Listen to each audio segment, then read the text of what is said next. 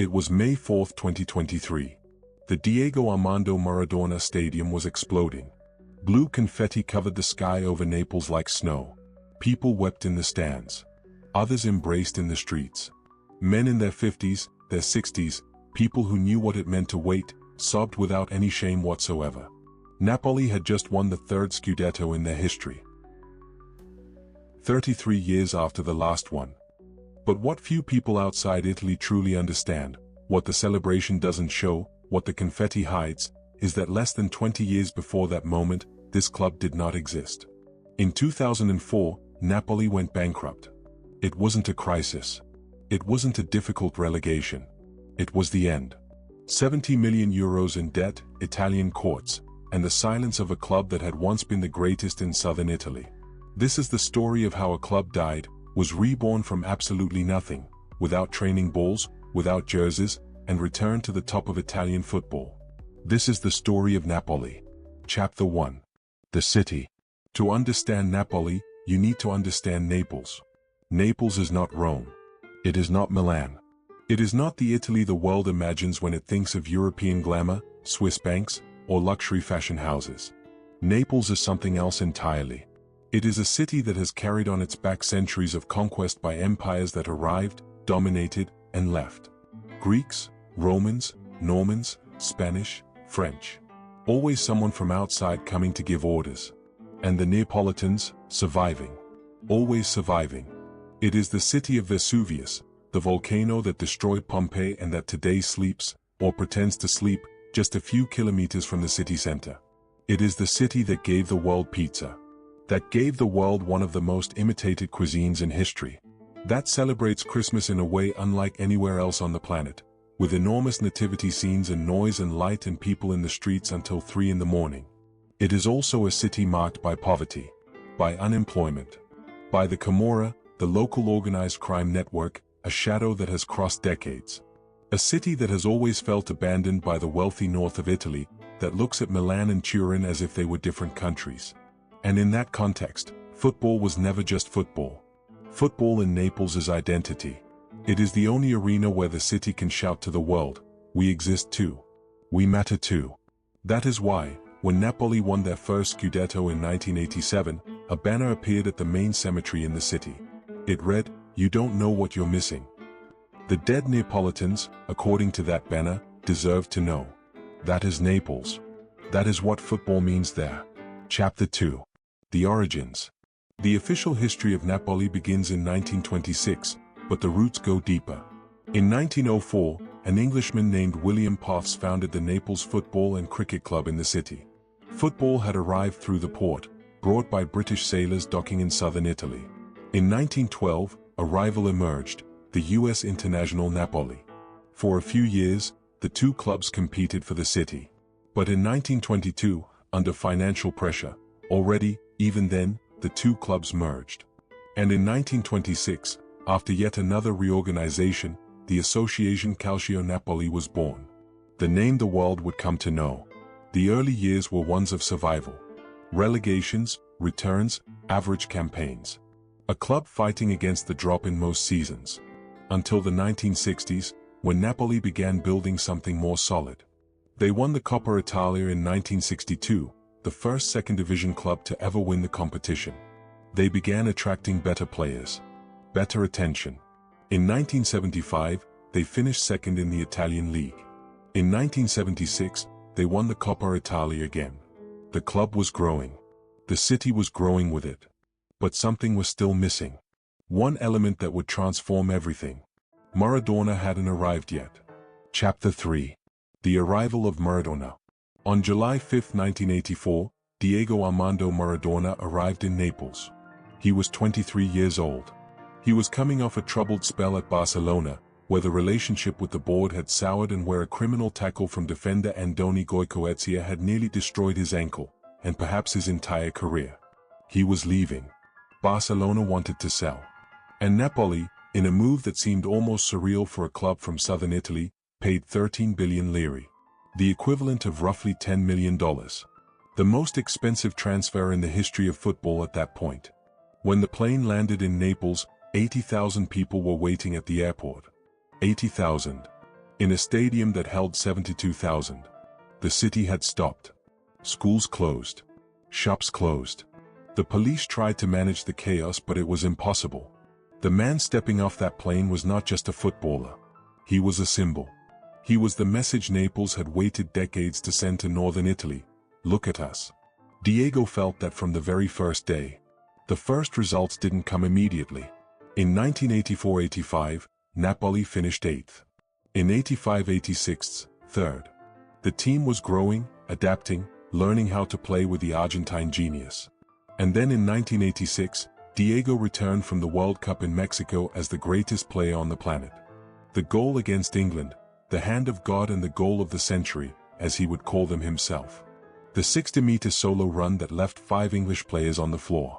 The Argentina squad he carried on his back to the title. Maradona returned to Naples untouchable. The 1986-87 season began differently. Napoli had a more complete squad. They had Maradona at his peak. They had Carica, the Brazilian who would become his perfect partner. They had an entire city pushing behind them. And at the end of that season, the impossible happened. Napoli won the Scudetto. Their first ever. The first by a club from southern Italy in decades. With only 3 defeats across the entire campaign. Leaving behind Juventus, Inter, Milan, the great clubs of the north that for decades had looked at Napoli as a provincial side. The celebration that swept through Naples that day cannot be adequately described in words. The banner at the cemetery. Streets that didn't sleep for days. The collective weeping of a city that knew it was living through something unique. That same year, Napoli also won the Coppa Italia. The following season, in 1988-89, they won the UEFA Cup, defeating Stuttgart in an unforgettable final, with goals from Maradona and Carica. The club from southern Italy had reached the top of Europe. Chapter 4. The second Scudetto and the beginning of the end. But behind the glory, not everything was well. In the 1989-90 season, Maradona wanted to leave. He was unhappy. He had disagreements with President Corrado Ferlano. There had been an informal agreement that if Napoli won the UEFA Cup, he would be allowed to transfer. The title came. The promise was broken. Ferlano, during the celebrations, whispered in Diego's ear, "I won't sell you. I only said that to motivate you." Maradona was furious. In his memoirs, he wrote that at that moment he wanted to break the trophy over his head. Olympique de Marseille, backed by the money of Bernard Tapie, was making a very public offer. Tripled salary. A mansion in Cassis. Extra rest days.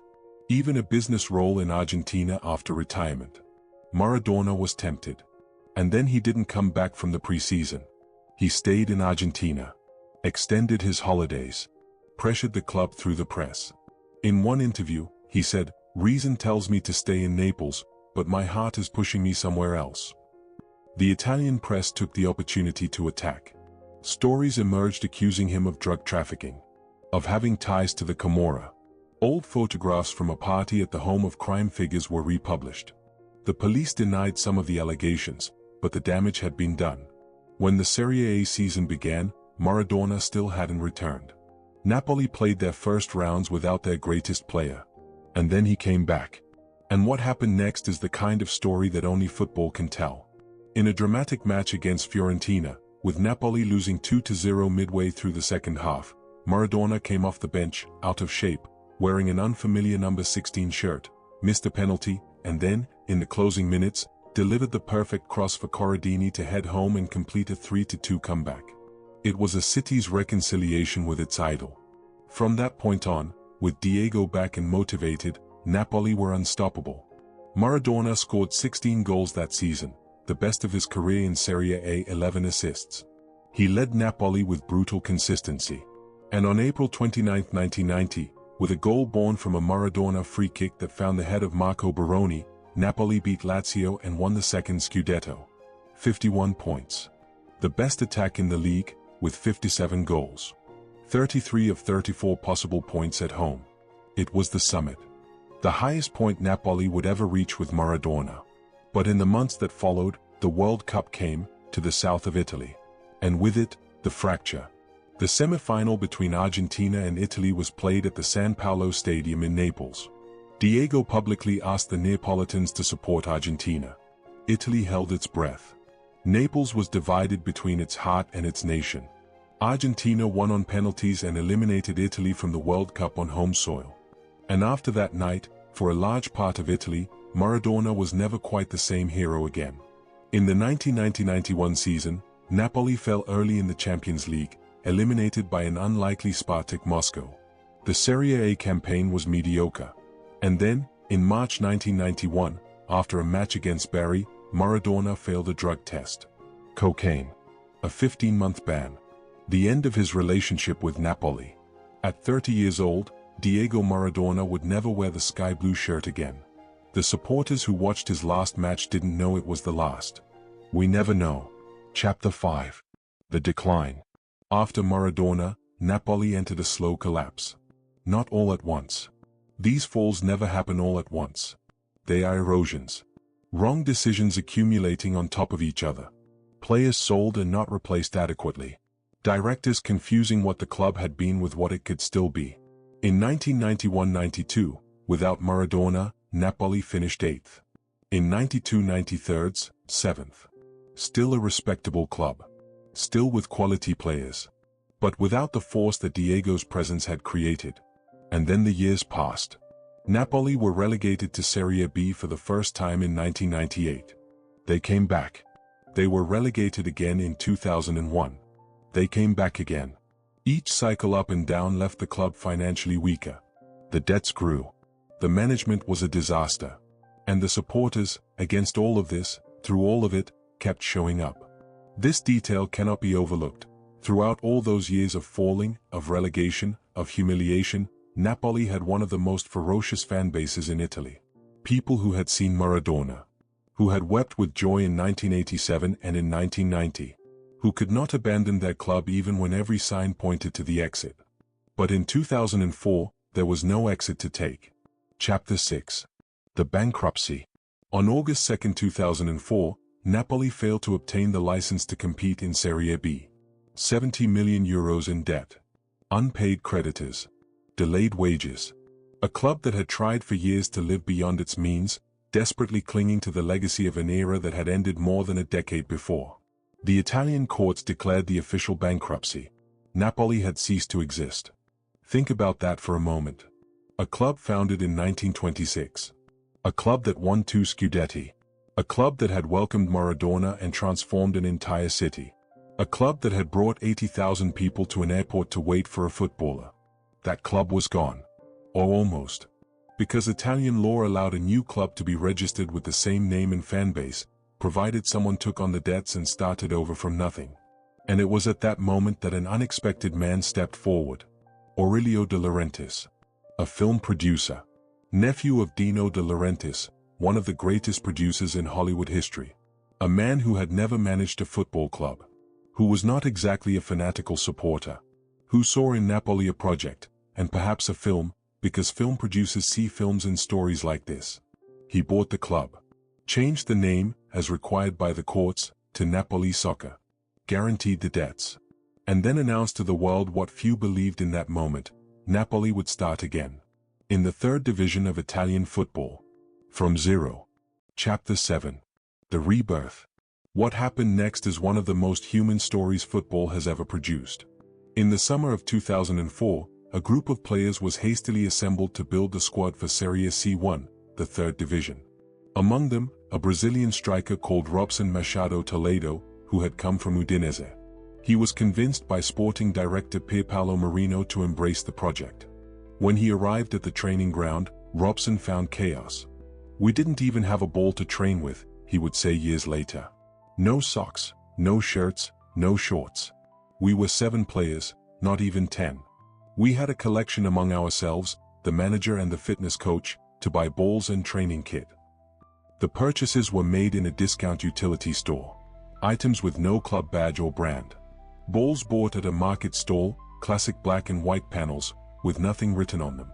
A group of men trying to rebuild a giant using budget parts." De Laurentiis appeared in the 2nd week of pre-season. He introduced himself. He looked each player in the eyes. He spoke about his intentions. "Imagine if that group had all walked away," Robson said. "It would have been a scandal. No other player would have agreed to sign for Napoli.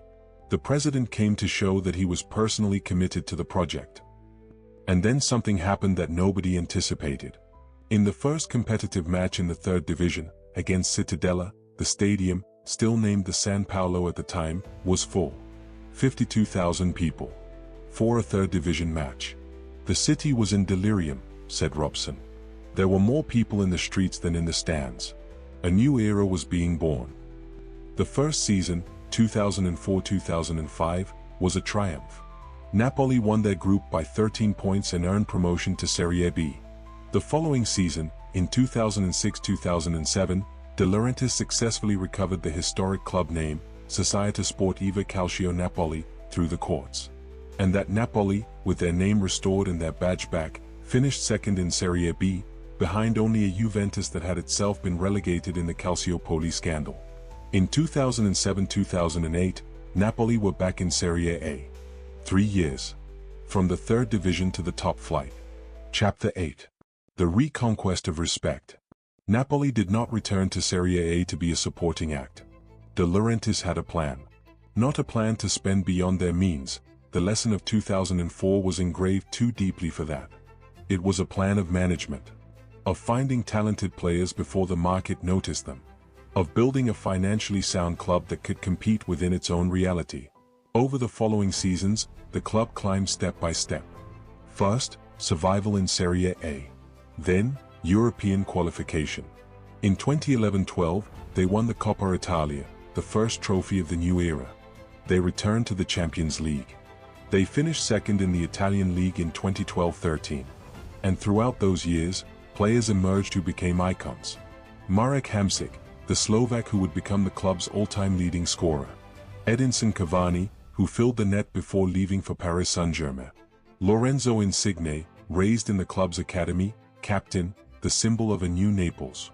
Gonzalo Higuain scored 36 goals in a single season, 2015-16, the all-time record in Serie A history. Napoli finished second that year with 82 points. In any other season in history, it would have been enough to win the title. But Juventus made 91. And then, after that epic campaign, Higuain was sold to Juventus. For 90 million euros. A national record. A player who had just shattered every goal-scoring mark in the league, sold to the biggest rival. Naples was angry. But De Laurentiis was following his model. That model which said, we are not slaves to our own stars. When the right moment comes, we sell. And then we find the next one. The next one was Dries Mertens. Then Fabian Ruiz. Then, years later, Victor Osimhen and Kvicha Kvaratskhelia. The club had learned to survive without depending on a single name. Except there was one name from which Naples could never truly separate itself. A name written on every wall in the city. On supporters' shirts. On the stadium itself. Diego. Chapter 9. Maradona and Naples, an eternal love. On November 25, 2020, Diego Armando Maradona died. He was 60 years old. A cardiac arrest at his home in Buenos Aires. The football world stopped. But no city in the world grieved like Naples. The images from that day are impossible to forget. Altars in the streets. Candles and flowers placed at the murals of Maradona that cover entire walls across several neighborhoods in the city. People embracing, weeping, with nothing left to say. The mayor of Naples announced that the San Paolo Stadium, which had already been under discussion for a renaming, would be immediately renamed. It is now called the Stadio Diego Armando Maradona. It is difficult to explain to someone who is not from Naples what Maradona means to that city. It is not just about football. It is what he represented beyond it. He was a man of the South. From Buenos Aires. From a poor family. He was someone who had fought against the system. Who had been humiliated by the northern press. Who had sins, many sins, but who was human in a raw, visceral way that Neapolitans recognized in themselves. And he had given them the two greatest moments in the history of their club. And then he had fallen. He had left. He had lived a life of excess and glory and tragedy that any screenwriter would say was too dramatic to be believable. But it was real. And when he died, Naples lost something that does not come back. Yet 2.5 years later, Napoli won the Scudetto. And 80,000 people, practically a full stadium, gathered in the open air outside, looked up at the sky and thought of the same person. Chapter 10. The third Scudetto. The 2022-23 season began with skepticism. Napoli had lost several of their key players during the previous summer. Kalidou Koulibaly, the Senegalese defender who had been one of the best in the world at his position, left for Chelsea. Fabian Ruiz went to PSG. Lorenzo Insigne had gone to Toronto FC in Canada. Dries Mertens, the club's second all-time top scorer, also departed. Much of the Italian football world expected Napoli to have a difficult transitional year. Instead, Luciano Spalletti built what may have been the greatest Napoli side in the club's modern history. Kvaratskhelia, the Georgian winger who had arrived for just €13 million, became one of the greatest sensations in European football. Effortless dribbling, rare vision, the ability to create something from nothing. The supporters began calling him Kvaradona. In Naples, that is the greatest compliment that exists. Victor Osimhen was a force of nature up front. Minute J. Kim was a wall at the back. Stanislav Lobotka conducted the midfield with quiet elegance. Napoli led Serie A for almost the entire season with a consistency that bordered on ruthless for their opponents. By round 27, they held a 17-point lead over second-placed Lazio. 17 points. The title was mathematically confirmed at home against Salernitana on May 4, 2023. And at the final whistle, the Stadio Diego Armando Maradona, that name, collapsed into joy. Blue confetti. Fireworks at 3 in the morning. People in the squares, in the streets, on the rooftops. A city that had waited 33 years. Financially, that season was a record.